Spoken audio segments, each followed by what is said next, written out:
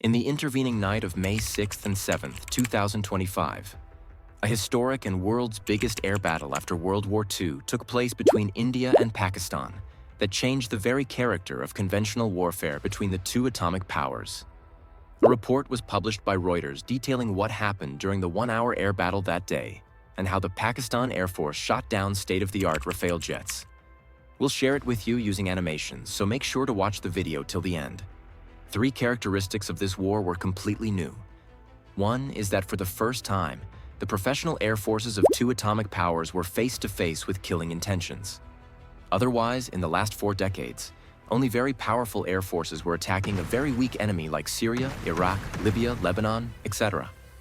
But in this one-hour war between Pakistan and India, more than 100 aircraft were in action.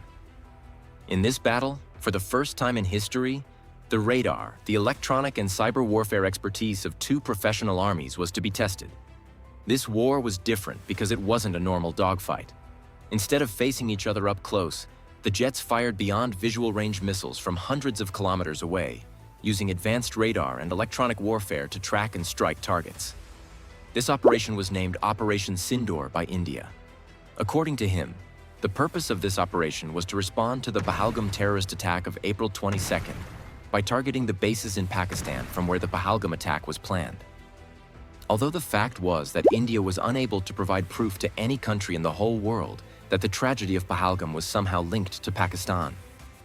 In the defeat of the short battle of 2019, the destruction of 1 MiG-21 and 1 Su-30 MKI aircraft, along with the capture of a pilot, was still fresh in the Indian mind. So Operation Sindoor was actually a mission to restore honor or settle the score. Friends, the Indian Air Force activated all its bases for this war, stretching from the Arabian Sea in the south to Kashmir in the north. In other words, the entire eastern border of Pakistan was covered. These included Srinagar, Awantapura, Ambala, Bathinda, Suratgarh, Bikaner, Jodhpur, Uttarlai, Bhuj, and Nalia air bases. Operation Sindoor was to be led by French Rafales flying from Bathinda. Along with these, Mirage 2000, Sukhoi 30, and MiG-29 jets were also participating in large numbers. Some Jaguar aircraft were included in supporting roles. AWACS aircraft were also in the air to guide the jets.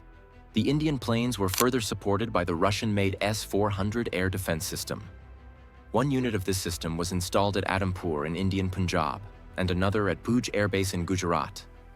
These systems, with a defense range of 400 kilometers, were capable of detecting and shooting down aircraft deep into Pakistani airspace. Between May 6th and 7th, just after midnight, the Indian planes received orders to attack Pakistan. A total of 72 fighter jets began taking off from 10 Indian air bases. Once airborne, these planes spread out in various formations from Rajasthan to occupied Kashmir. The top formation of these aircraft consisted of Rafale jets and was named Godzilla by the Indian Air Force. While Indian jets were taking off, Pakistan's control centers were watching their movements live on screens. Border radars and systems were giving real-time updates. Pakistan was already on high alert after the April 22nd Pahalgam attack, as Indian leaders were making threats. Pakistani jets were flying day and night patrols, and AWACS planes were tracking Indian aircraft. Pilots were already waiting near the runway, ready to respond quickly. For Pakistan's first response, 5 forward air bases, Balari, Shabaz, Rafiki, Mushaf, Minhas, and Peshawar, were kept ready. Dozens of other planes were on alert at backup air bases. On the night of May 6th to 7th, as soon as Pakistan Air Force HQ saw a major Indian attack coming, it gave flight orders. Within 2 minutes, Pakistan launched its response. In just a few minutes, 42 jets were in the air. Leading the charge were Chinese-made J-10C jets flown by No. 15 Squadron Cobras from Minhas Air Base in Kamra. Another 24 jets, including JF-17 Block 3 and Mirage, supported the J-10Cs. Probably a few F-16s were also part of this fight. But at the front, there were only J-10C and JF-17 Thunders. Pakistani planes were also supported by early warnings, AWACS planes, and air defenses on the ground. By 1 o'clock in the night, the planes of both Pakistan and India had come face-to-face across the border. Combined with AWACS and other supporting aircraft on both sides, there were from 115 to 125 jets. No pilot on either side could see enemy jets. Only small dots on radar screens showed their location. Pilots had to track and hit these dots. It was a new kind of war, unseen and high-tech, unlike anything before. In this war, Indian pilots were ordered not to enter Pakistani airspace under any circumstances. There were two reasons for this. The first reason was that India didn't want to repeat the 2019 incident, where Pakistan's jammers disrupted Indian pilot Abhinandan's fighter jet, brought it into Pakistani territory, shot it down, and captured the pilot. This time, India didn't make that mistake. Well, the second reason for the Indian jets staying in their airspace was that the PAF had the PL-15 missile. The IAF estimated that these Pakistani missiles have a range of just 145 kilometers. Therefore, it was necessary for the Indian planes to stay at least 150 kilometers behind the Pakistani border so that they could not be targeted within this range. But surprisingly, the intelligence of the Indian Air Force was not correct, because the range of the PL-15 missile was not 145 but above then 250 kilometers. It was a colossal strategic blunder, which cost the Indian leadership both militarily and politically. The Indian Air Force has also admitted to this intelligence failure. You can read about it in this Reuters report. Friends, the long-range French missiles installed in Indian aircraft were Meteor. Their maximum range was up to 150 kilometers, and this was an open secret, and the Pakistan Air Force knew it well. Since Pakistan could see the position of the Indian jets precisely in its command and control centers, it maintained this distance in its airspace from the Indian jets. And in this, the PAF had a subtle strategic advantage of 50 to 100 kilometers, which Pakistan could fully exploit. Then the Pakistani forces were ordered not to respond until India attacked, so that India could be termed the aggressor. At 1 a.m. in the night, the Indian forces attacked.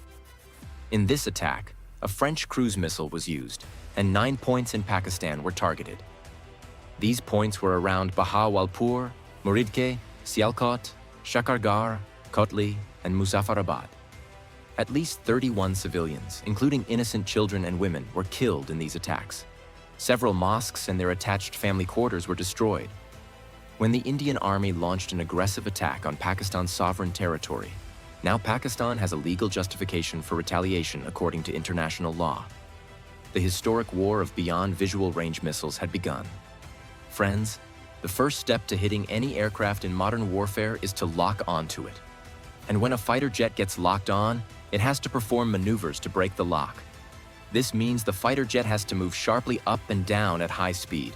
And in this game, Pakistan had the advantage first, due to the PL-15 missile, and second, because it also had an edge in electronic and cyber warfare. First, to confuse the enemy aircraft, a missile was fired, without locking onto any jet, into the formation of the Indian warplanes. Pakistan used a smart trick called RAPPI to scare Indian fighter jets without directly hitting them. First, a PL-15 missile was fired near the Punjab border into a group of Indian warplanes, but it wasn't locked onto any one jet. This kind of missile confuses pilots because they see it coming but don't know which plane it's targeting. Everyone thinks someone else is the target. When the missile reaches a certain point, it explodes in the air, causing panic. Pilots start talking to each other on the radio, and the stronger Air Force can listen in to gather useful information. According to the Pakistan Air Force, at least one Indian jet was damaged by debris from the explosion, but this has not been confirmed. What is confirmed is that no Indian aircraft was destroyed in this attack. After that, Pakistan began to rapidly lock onto Indian aircraft across the line of control. On the other hand, the Indian planes were also trying to lock the Pakistani planes, but were unable to do so due to repeated electronic disruption. There was a visible mismatch between the Pakistan and India EV electronic warfare in which Pakistan had a clear superiority. Pakistan continuously disrupted Indian radars and non-verbal communications during this 1-hour war, and this quality was not in Indian estimation. While the Indian aircraft could not lock and hit a single Pakistani fighter in the entire battle, the Pakistani Air Force locked several aircraft, of which the technical evidence of 7 was also shown in the press conference on May 9th. The PAF fired PL-15 missiles at 7 Indian jets from the J-10C aircraft, including the French Super Hit Rafale aircraft. This landmark aircraft of the 4th.5 generation is the best fighter jet in the world, and it detects incoming attacks with its radar system. Pakistan's fighter jets launched the PL-15 missiles against Indian Air Force Rafales with their radars turned off. This was done because if the radars had been on, the Rafales could have detected the incoming PL-15s. The PL-15 is also a radar-guided beyond visual range missile. Just as a BVR missile locks onto the radar signals of an enemy aircraft, modern fighter jets are also equipped with missile approach warning systems that can detect incoming BVR missiles. However, in this one-hour conflict, the PL-15 missiles launched by Pakistan had their onboard radar seekers turned off during the initial phase. As the missiles approached the Indian fighters around 30 kilometers away, the Pakistani AWACS flying in the rear activated the seekers of the PL-15s from long range. Because this happened so close to the Indian jets, the Indian pilots didn't get enough time to react or understand what was happening. The PL-15s successfully hit their targets. This worked because the PL-15 travels at speeds over Mach 4, making it extremely difficult to evade once it's close. So the pilots had no time for any maneuvers. The only option left was to pull over and jump from the ejection seat. That means save your life with the automatic parachute system or make a last-ditch effort to save the plane in the last 30 seconds in which your own life could be at stake. Indian Air Force is a brave and professional army, so we cannot say how many pilots did the ejection pull and how many attempted the maneuver. But we don't know how many Indian pilots lost their lives in this one-hour fight, because the Indian officials did not clarify their losses. But according to the PAF, they had electronic evidence of at least 6 Indian planes being destroyed when they were hit. While the 7th plane was apparently hit, its destruction could not be confirmed by ground intelligence. Therefore, the Pakistan Air Force does not claim the destruction of the 7th Indian aircraft.